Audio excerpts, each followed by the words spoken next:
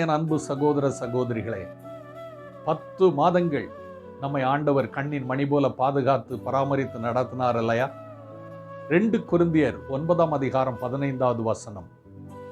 தேவன் அருளிய சொல்லி முடியாத ஈவுகளுக்காக அவருக்கு ஸ்தோத்திரம் பண்ண வேண்டும். ஆண்டவருக்கு நன்றி சொல்ல வேண்டும். ஏன், எதற்காக நன்றி சொல்ல வேண்டும்? வேதம் சொல்லுகிறது. எபேசியர் 5:4 பாருங்கள். வம்பும் புத்தீனமான பேச்சும் நமக்கு தகாதவைகள். நன்றி சொல்லுதலே தகும். எப்பொழுது நம்முடைய வாயில் ஆண்டவர் செய்த நன்மைகளை நினைத்து நினைத்து துதியுங்கள்.